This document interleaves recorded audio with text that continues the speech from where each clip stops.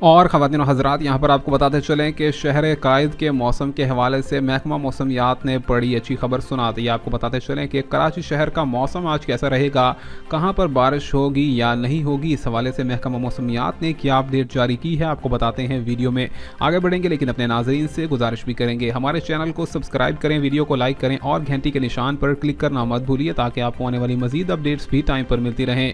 ख़वातीन और हज़रात, यहाँ पर आपको बताते चलें कि महकमा मौसमियात ने कराची का मौसम आज भी खुशगवार रहने के हवाले से नई नवीद सुना दी। आपको बताएं कि यहाँ पर बहुत से लोगों का ये ख्याल था कि आज कराची शहर में दोबारा से बारिश होगी, लेकिन महकमा मौसमियात ने बताया है कि आज कहीं पर भी हल्की बूंदाबांदी या बारिश का बिल्कुल इम्कान नहीं है। ताहम ये ज़रूर बताया गया है कि बारिश के साथ साथ यहाँ पर जो पिछले दिनों में मौसम रहा था, उसकी वजह से यहाँ पर अब भी कराची शहर का मौसम काफ़ी तब्दील है। और यहाँ पर यह भी बताया गया है कि मौसम के अंदर यहाँ पर जो तेज़ हवाओं की रफ्तार है वो 20 से 25 किलोमीटर फ़ी घंटा बताई गई है।